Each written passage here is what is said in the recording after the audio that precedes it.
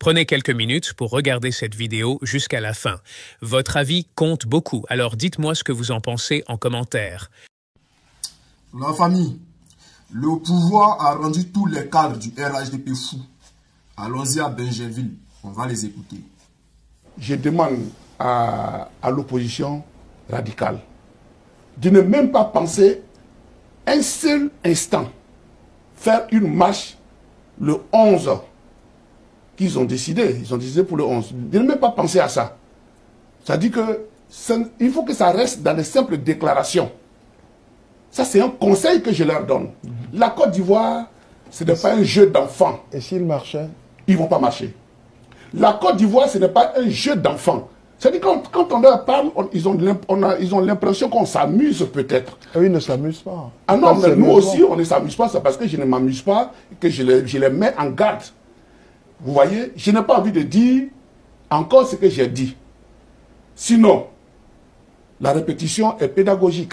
S'ils sont garçons, ils n'ont qu'à répéter, ils n'ont qu'à dire qu'ils vont marcher le 11. S'ils sont garçons, ils n'ont qu'à dire qu'ils vont marcher le 11. Non, qu'on respecte la Côte d'Ivoire.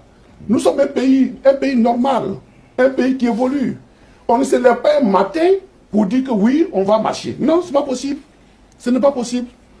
Très bien. Voilà. Il faut respecter les Ivoiriens. Les Ivoiriens vont aux élections. Vous voyez, c'est ce que j'appelle un peu, quand on ne respecte pas les lois de la République, quand on ne respecte pas les lois des institutions de son propre pays, on appelle ça de la voyousie politique. Ça, vous l'avez dit la dernière fois. Je l'ai dit, on appelle ça de la voyousie politique. Les voyous, ce n'est pas seulement les braqueurs que nous voyons. Mais ceux qui ne respectent pas au niveau politique, au niveau démocratique, au niveau de leur propre pays, ceux qui ne respectent pas les institutions, les règles de la République, on les appelle les voyous politiques. Et je ne veux pas que nos opposants, même s'ils sont des opposants radicaux, qu'on pense, qu'on les voit, qu'on les traite de voyous politiques. Parce que je pense qu'ils ne le sont pas. Et donc je leur donne des conseils clairs, des conseils d'un frère qui est très gentil, qui ne se hasarde pas à lancer un mot d'ordre de grève. Très bien. De marche. De marche, pardon. Très bien. La famille, vous comprenez pourquoi ce 11-là, tous les Ivoiriens doivent sortir. Mon ami, je sais que la dernière fois, tu as pris ton billet, tu as pris ton car, tu as pris ton massa, tu as pris ton badjan pour venir ici à Abidjan. Pour le 4. La marche a été reportée au 11. Tu t'es fâché. Mais je sais qu'en là, ton cœur est descendu. Donc, camarade, le 11 là, faut venir encore. C'est un sacrifice. Chers frères, on n'a pas le choix.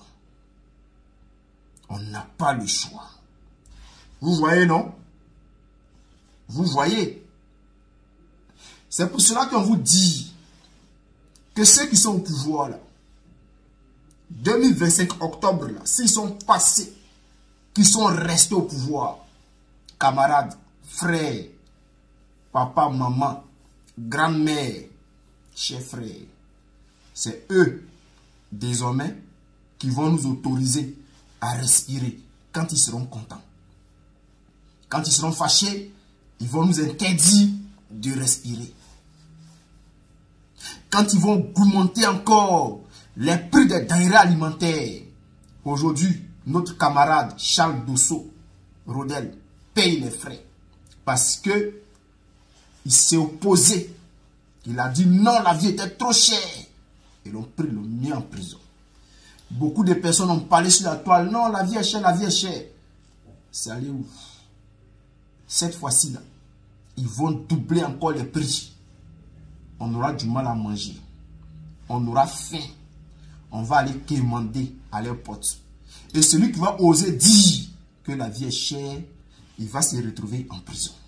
Mais si tu écris simplement sur Facebook en commentaire que oui, la vie est chère, tu vas te retrouver en prison. Camarade, même la circulation. C'est eux qui vont nous autoriser à marcher. C'est-à-dire, quand je parle de marcher, c'est-à-dire, quand tu veux te déplacer pour aller au travail, c'est eux qui vont te donner l'autorisation de marcher pour ou bien prendre un taxi ou bien un baka pour aller au travail. Sinon, désormais, là, tu ne pourras plus rien faire. Oui. Vous comprenez pourquoi ce 11-là, nous devons sortir.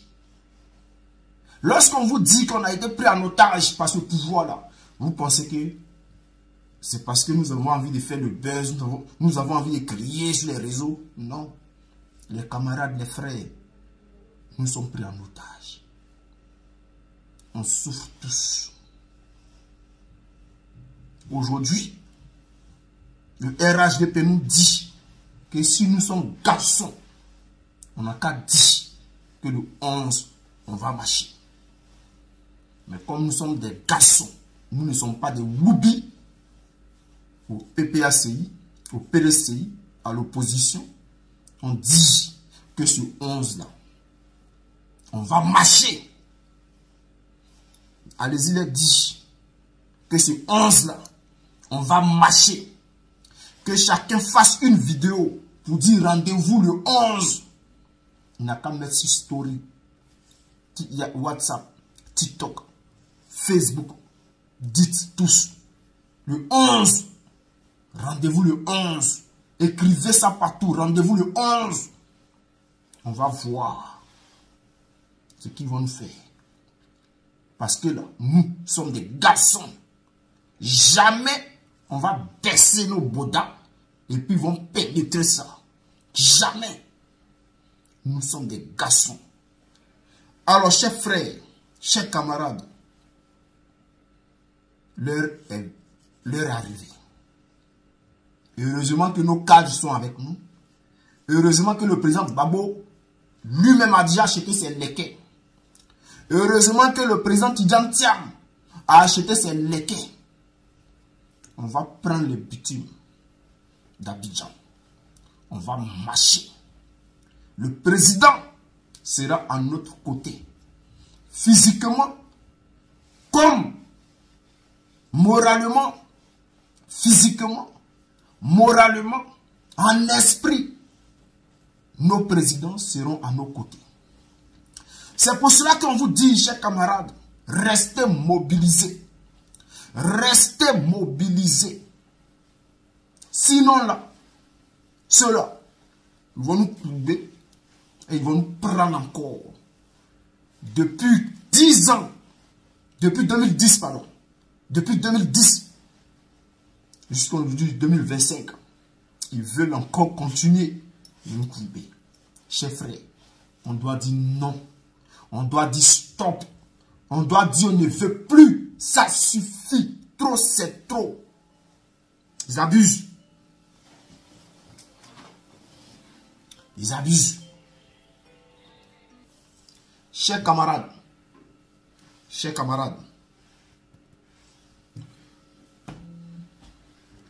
on a un camarade du PPACI, Évariste, qui est tombé en prison parce qu'il a dit non à Alassane Ouattara.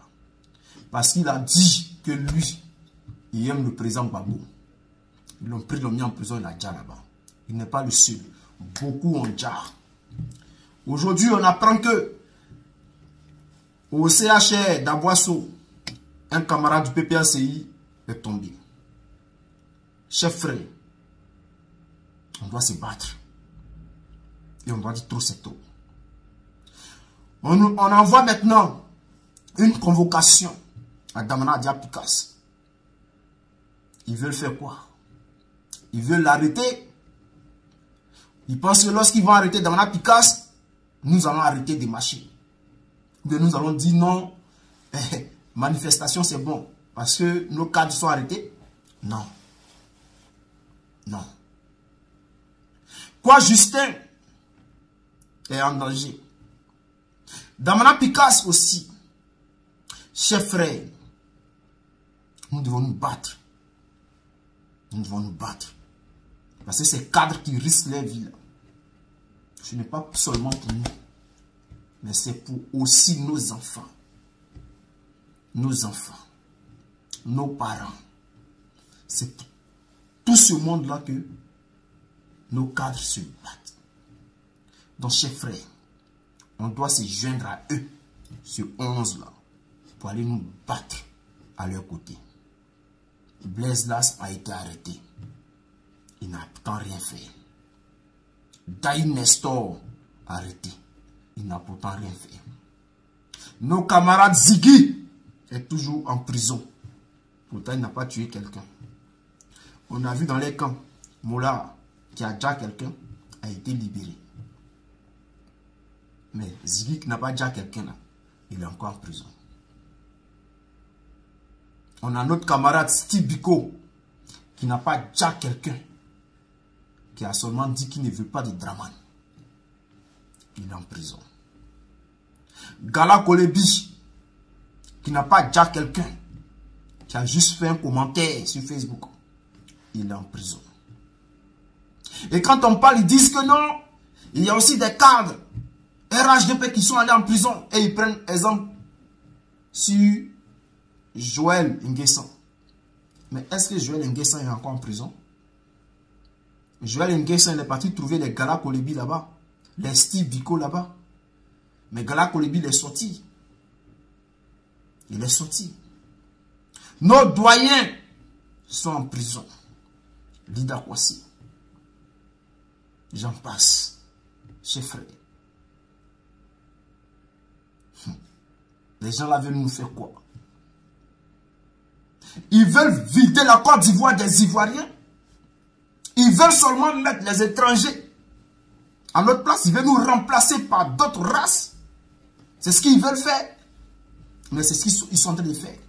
Parce qu'aujourd'hui, on voit Kandia Kamara qui fait rentrer la communauté guinéenne. Les Guinéens, je n'ai rien contre vous. Je dis simplement, je dénonce et je dis simplement ce qui se passe dans mon pays. Que je n'aime pas. Alors, chers frères, chers camarades, restons mobilisés. Rendez-vous le 11. Rendez-vous le 11.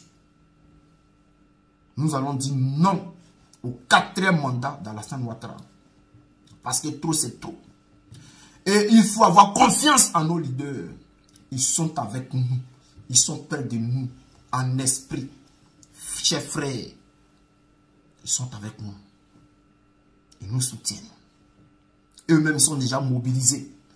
Nous aussi, nous devons rester mobilisés. Ce 11, nous allons manifester de manière pacifique pour dire que nos camarades qui sont en prison là doivent être libérés. L'Ivoirien doit dire non ce 11 là. Ce 11, lorsqu'on se retrouve dehors, peuple de Côte d'Ivoire, seul Dieu sait. Tant qu'on n'a pas eu gain de cause, on reste dehors jusqu'à ce que nos camarades soient libérés. Parce que trop c'est trop. Parce que trop c'est trop. On n'en peut plus. On ne peut plus supporter ça. Ça fait maintenant des années. Plusieurs années que nous sommes en exil. Plus de 10 ans. Plein de nos camarades sont en exil. Beaucoup sont morts en exil. Il y a des camarades qui ont vu leurs maisons arrachées. Il y a des camarades qui ont vu les terres arrachées. Et aujourd'hui, ces personnes-là occupent nos terres, nos maisons, nos biens. Ils ont pris nos véhicules. Ils ont pris nos biens matériels. Et ils ont possédé. C'est pour eux. Aujourd'hui, ils ont mis à leur nom. C'est devenu pour eux. Tu t'es battu. Tu as fait construire ta maison pour acheter ta voiture. À cause de la guerre, ils sont venus, ils ont récupéré. Tu es parti en exil. Tu es mort là-bas, ils ont pris ta maison. Tu n'es pas mort là-bas, tu es rentré en Côte d'Ivoire. Tu as essayé de récupérer ta maison, tu n'as jamais réussi à récupérer ta maison. Ils sont assis dedans. Chers frères, c'est sur 11. C'est sur 11. On dit que tu es pro-Gbagbo. Dans un pays là, tu ne peux plus travailler. Il faut aller te débrouiller. Pourtant, tu travaillais à la fonction publique. Aujourd'hui, tu ne peux plus travailler parce que tu es pro-babo. Frère, c'est le 11. Ça se passe le 11. Ça va se passer le 11. Faut venir. Tu as Daloa, tu as Issia, tu as Gagnoa, tu es à Iré, tu as Divo, tu as Lakota, tu as Korogo, tu as Bunzani, tu as Yakro, chef frère, tu as Boaké. Le 11. Viens libérer ton pays.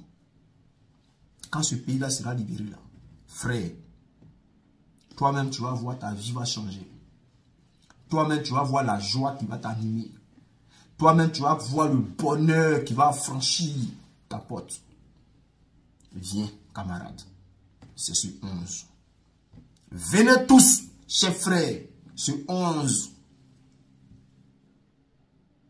Ce qui va se passer, seul Dieu sait. On est ensemble. Merci d'avoir regardé la vidéo jusqu'à la fin. Si le sujet vous a intéressé, n'hésitez pas à mettre un petit et à vous abonner pour ne rien manquer. Et surtout, dites-moi ce que vous en pensez dans les commentaires. Je suis curieux de lire vos avis.